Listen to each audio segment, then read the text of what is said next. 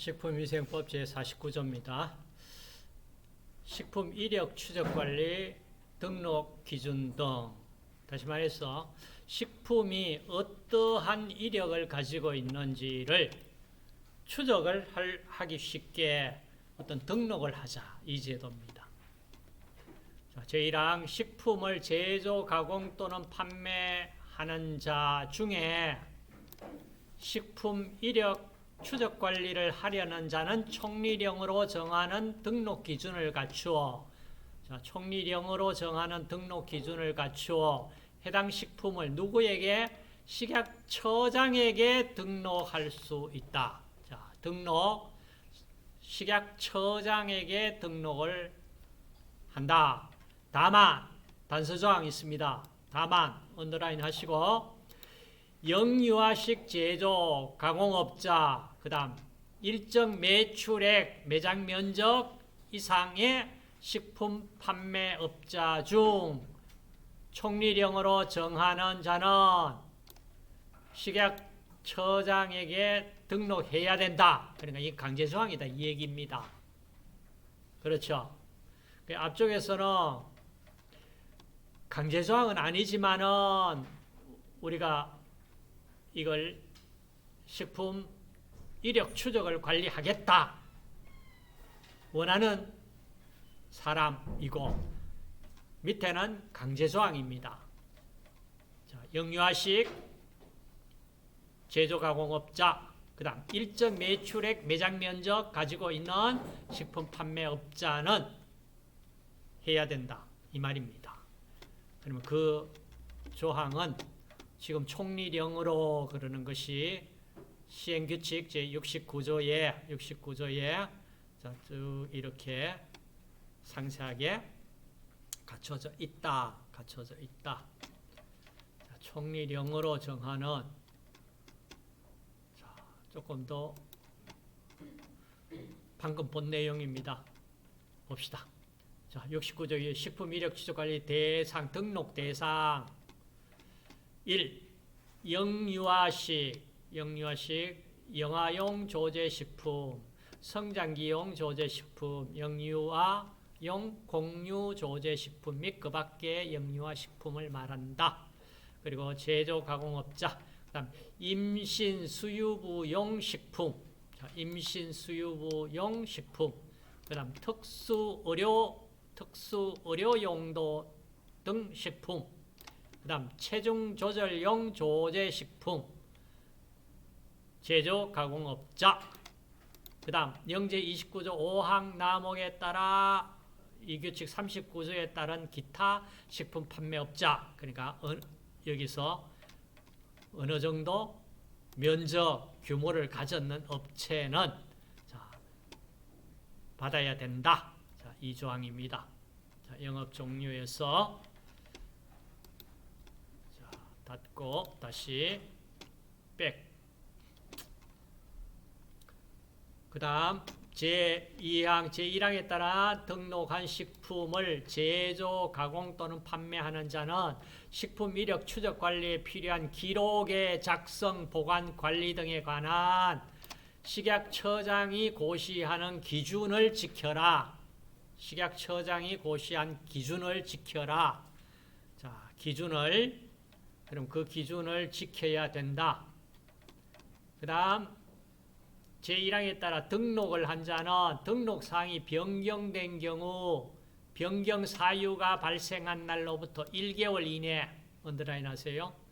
1개월 이내 등록사항이 변동이 있다. 1개월 이내 식약처장에게 신고하여야 한다.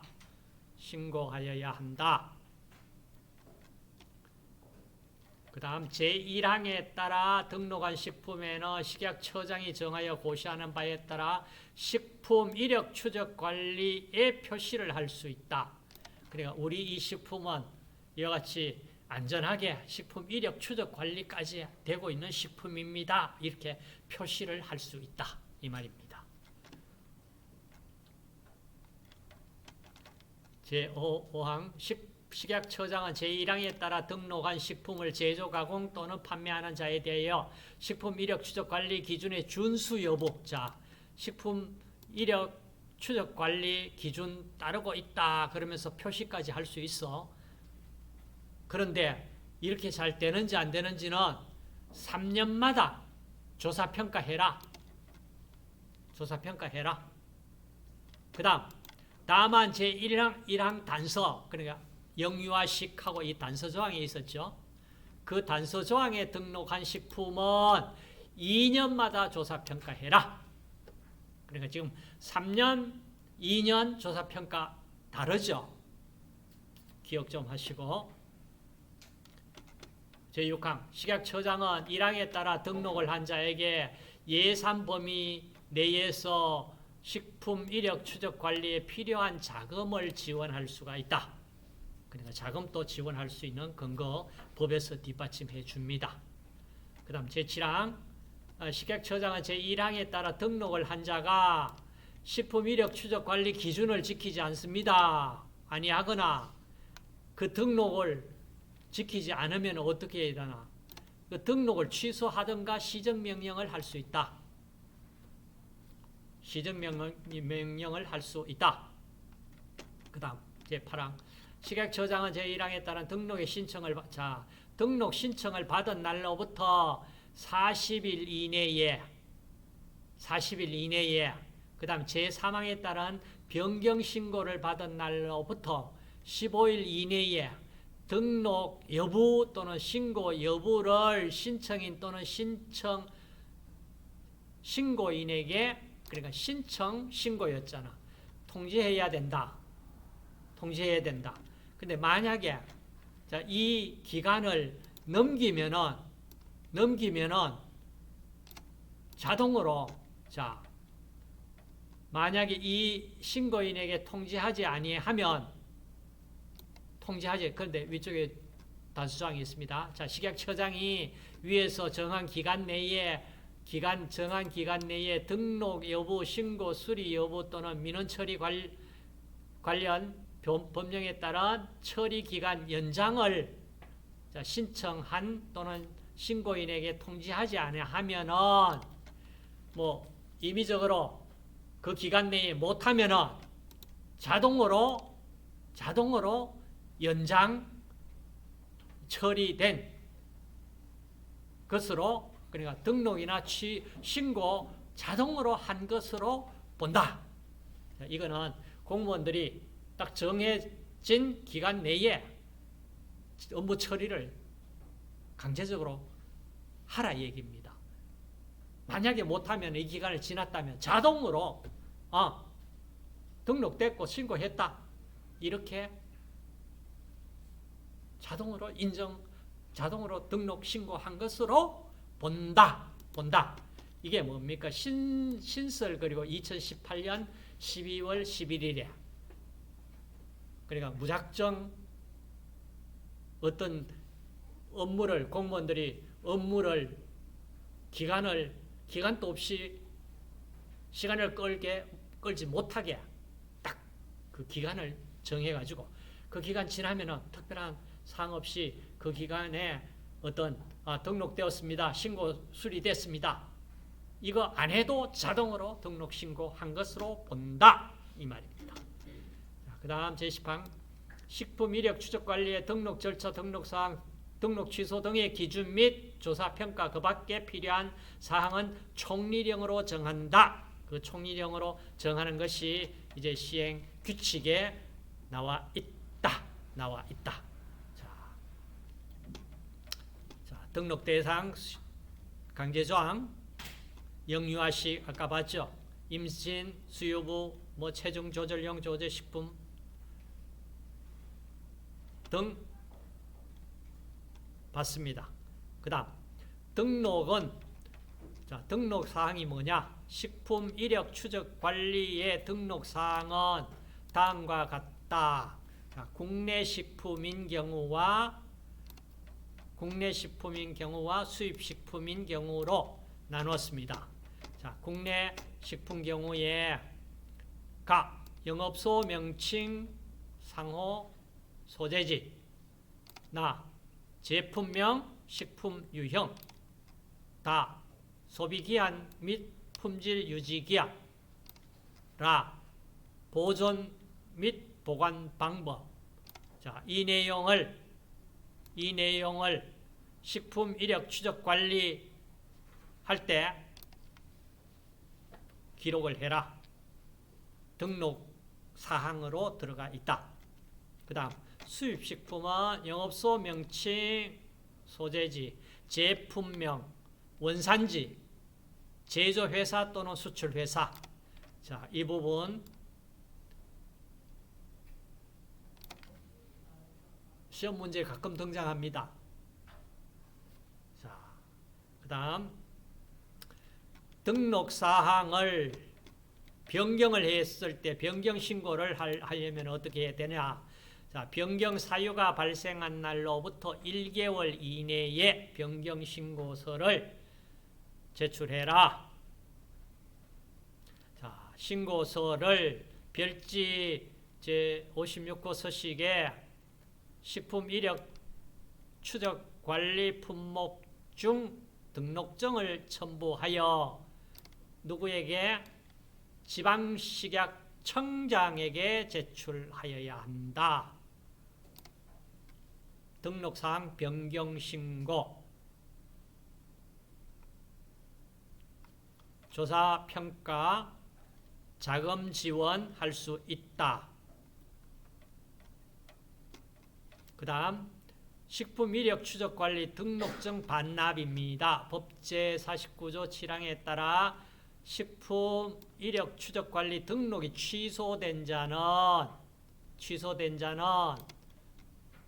식품 이력 추적 관리 품목 등록증을 지체 없이 지방식약청장에게 반납하여야 한다. 그 다음 등록 취소 기준은 별표 20과 같다. 자, 등록 취소, 어떨 때 등록을 취소할 수 있느냐? 자, 한번 봅시다. 위반사항. 식품 이력 추적 정보를 특별한 사유 없이 식품 이력 추적 관리 시스템에 제공하지 아니한 경우로 2일 이상 30일 미만 토요일 및 공휴일은 산입하지 아니한다. 이와 같다. 식품 이력 추적 관리 정보 전부를 제공하지 아니한 경우 시정명령, 그 다음 30일 이상 정보 전부를 제공하지 않았다. 해당 품목 등록을 취소해라. 5일 이상 정보 일부를 제공하지 않았다. 시정명령. 식품 이력 추적 관리 기준을 지키지 아니한 경우 제1호에 해당하는 경우는 제외하고 시정명령.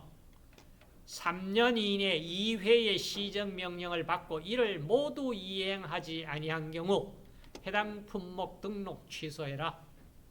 자, 이렇게 세부적으로 나와 있다.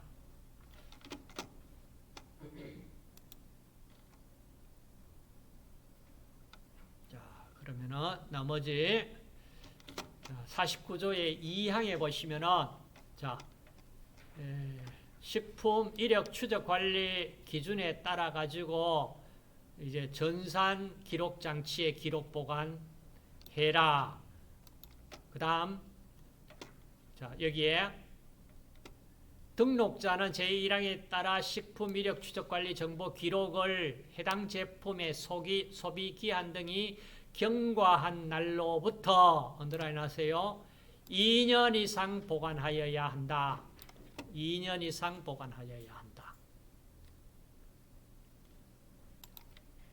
자, 그리고 이제 식품 이력 추적 관리 시스템을 구축을 하자 이 얘기고요. 자, 제2항 식약처장은 제1항에 따라 식품 이력 추적 관리 시스템에 연계된 정보 중 총리령으로 정하는 정보는 소비자 등이 인터넷 홈페이지에 쉽게 확인할 수 있도록 해야 한다. 제2항에 따른 정보는 해당 제품의 소비기한 또는 품질 유지기한이 경과한 날로부터 1년 이상 확인할 수 있도록 해라. 확인할 수 있도록 해라. 세상 누구든지 제1항에 따라 연계된 정보를 식품 이력 추적 관리 목적 외에 사용해서는 아니 된다. 그 다음 요즘 보면은 이 시스템이 추적 관리 시스템이 잘 되어 있어 가지고 뭔가 벤조피렌 그 다음 미생물 오염 대장균 오염 이러면서 즉각적으로 바로 어느 회사에서 만든 어떤 제품 이거 회수 대상 이렇게 바로 뜹니다. 그래서 자, 이렇게 관리가 되고 있다. 자, 이어서 제51조 자, 제51조 이제 조리사입니다. 자, 제1항 집단급식소 운영자와 대통령령으로 정하는 식품 적객업자는 조리사를 두어야 한다. 다만 단서조항입니다. 다음 각호 어느 하나에 해당하는 경우에는 조리사를 두지 아니하여도 된다. 다시 말해서 자신이 조리사로 직접 음식물 조리할 경우 1회 급식 인원 100인 미만 산업체인 경우 언더라인 하세요. 1회 급식 인원 100명 미만 산업체 100명 미만 그 다음 제52조 제1항에 따른 영양사가 조리사 면허를 가지고 있는 경우에 조리사를 채용해야 되는 조항 영양사가 조리사 면허 가지고 있으니까 그 다음 제2항 집단급식소에 근무한 조리사는 다음 각호 직무를 수행한다. 자, 조리사가 하는 역할이 자, 이거다. 직무가 이거다. 1. 집단급식소에서 식단에 따른 조리 업무, 식재료 전처리에서부터 조리, 배식 등 전 과정을 말한다. 그래요. 식단에 따른 조리 업무. 그런데 식단은 조리사가 작성하는 게 아니고 누구가 작성해? 영양사가 작성하는 거. 자, 식단. 그 다음 이 구매식품의 검수 지원입니다. 구매식품 검수는 영양사 직무잖아. 다음 급식 설비 및 기구 위생 안전 실무 4. 그 밖의 조리 실무에 관한 사항. 그 다음 대통령령으로 정하는 조리사를 두어야 하는 식품 적객업은 무엇일까? 이겁니다. 자, 식품 적객업 중에 보고를 조리 판매하는 영업일 경우 조리사를 둬야 된다. 자, 이 경우 식품 적객업자는 국가기술자격법에 따른 보고 조리 자격을 취득한 조리사를 두어야 한다. 이 말입니다. 그 다음 조리사, 영양사, 교육. 자, 봅시다.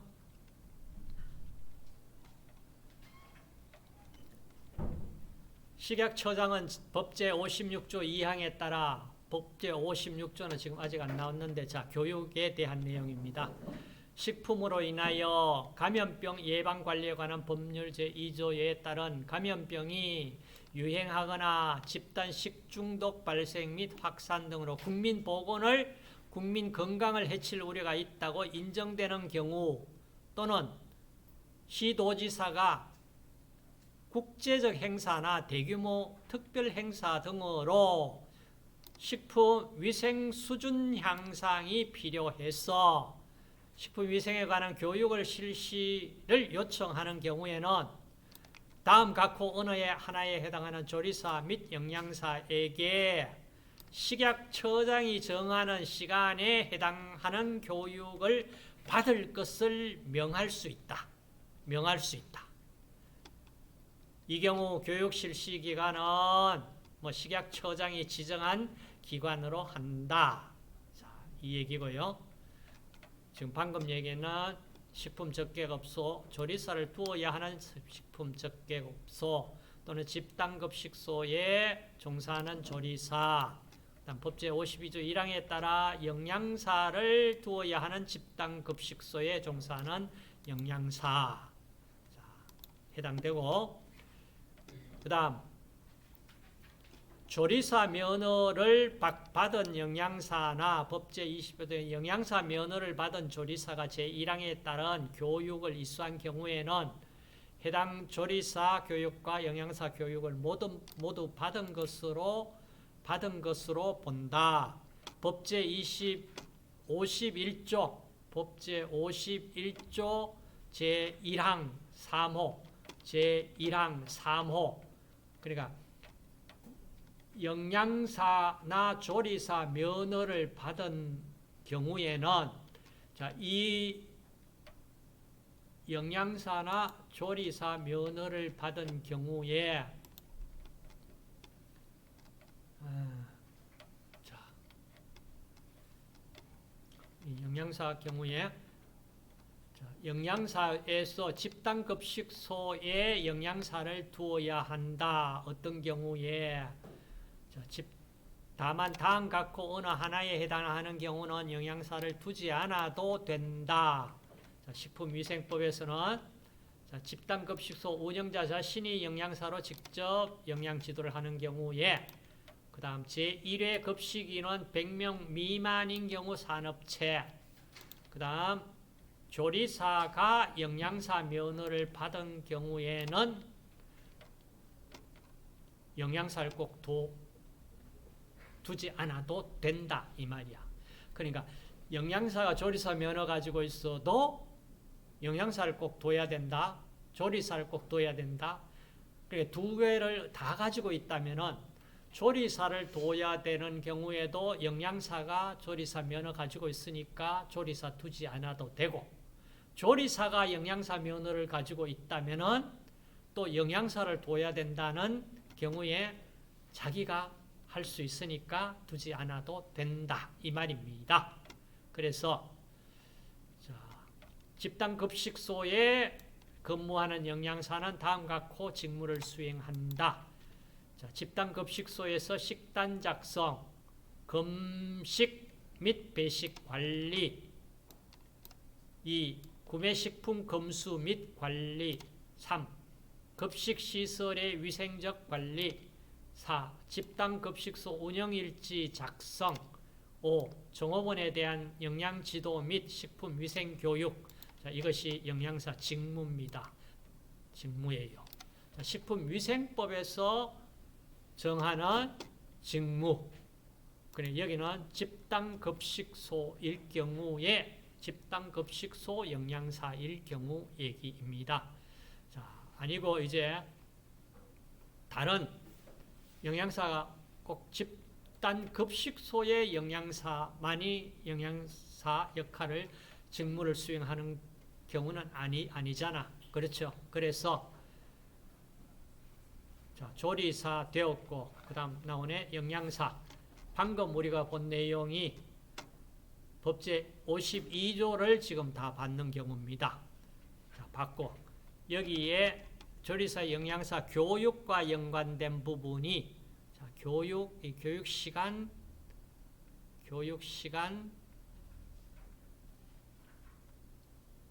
시간이 지금 여기 나옵니까? 나중에 교육 시간은 다시 한번 정리를 합시다. 앞쪽에서 한번 정리한 부분이 있을 겁니다. 그 다음 제53조 조리사 면허 자, 이건 조리사가 되려는 자는 국가기술자격법에 따라 기능 분야의 자격을 얻은 후에 자, 특시군구청장의 면허를 받아야 한다. 제1항에 따른 조리사 면허에 관한 필요한 사항은 총리령으로 정한다. 자, 총리령으로 자, 조리사 면허를 신청을 하고 이렇게 작성해서 신청을 하라 얘기입니다. 자, 그 내용을 방금 연 내용이 자, 이 부분입니다. 시행규칙. 그 다음 결격 사유를 한번 봅시다. 다음 각호 어느 하나에 해당하는 자는 조리사 면허를 받을 수 없다. 자, 이거는 공통적입니다.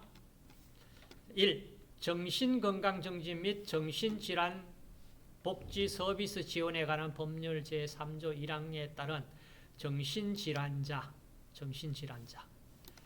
단서조항이 있으면 다만 전문의가 조리사로 적합하다고 인정하는 자는 그러하지 아니하다. 그러니까 여기에 해당되지 않고 정신질환을 가지고 있더라도 면허 받을 수 있다. 그 얘기입니다. 2. 감염병 예방 관리에 관한 법률에 따라서 감염병 환자 다만 단서조항이 있습니다. 같은 제4호 나목에 따른 B형 간염 환자는 제외. B형 간염 환자는 제외. 그러니까 받을 수 있다 이 얘기입니다. 마약류 3. 마약류 관리에 관한 법률에 따라 마약 그 밖에 약물 중독자 면허 받을 수 없다. 4. 조리사 면허 취소된 날로부터 1년이 지나지 아니한 자 1년이 지나지 않으면 받을 수 없다. 다음 55조 명칭 사용 금지. 조리사가 아니면 조리사 명칭을 사용하지 못한다. 명칭을 사용하면은 어떤 벌칙이 내려질까? 제가 여러분 다음 시간에 이거 조리사가 아닌 사람이 그냥 조리사라는 얘기는 그냥 조리 기능사 자격증만 가지고 있다고 조리사가 아니잖아. 맞죠? 그러니까 면허를 받아야 되는데 누구의 면허를 받나? 그 면허 받아가지고 그래야 조리사라고 얘기할 수 있다. 조리사가 아닌 사람이 조리사가 아니면 조리사란 명칭을 사용하지 말라. 사용한다면은 벌칙이 뭘까? 자, 여기까지 여러분들이 정리하세요.